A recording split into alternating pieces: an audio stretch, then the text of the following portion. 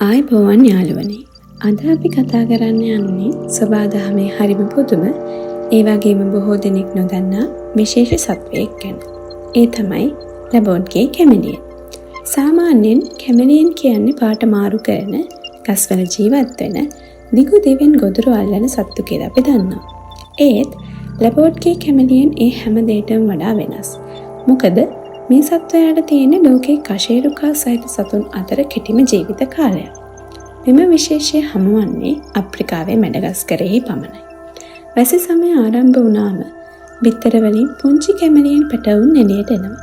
ඊට පස්සේ මාස කිහිපයක් ඇතුළත ඉතා වේගයෙන් වැඩිලා වැඩිහිටියන් බවට පත් වෙනවා. ඊටත් වඩා පුදුම දේ තමයි ඔවුන්ගේ මුළු ජීවිතයේ ප්‍රධාන අරමුණ වන්නේ ප්‍රජනනය කිරීම. පිරිමි සහ ගැහැණු කැමලියන් එකිනෙකා සොයාගෙන සංසර්ගය සිදු කරනවා.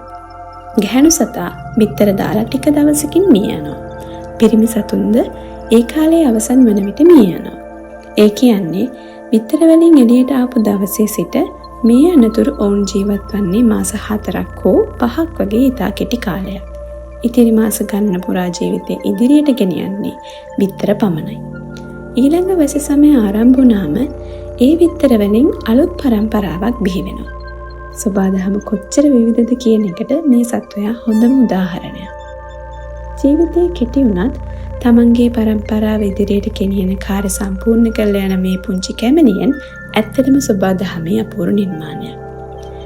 මේ වගේ තවත් රසවත් සත්ව කතා දැනගන්න කැමති නම් අපේ channel එක subscribe කරන්න. වීඩියෝ එකට like එකක් දාලා යාළුවන්ට share කරන්න.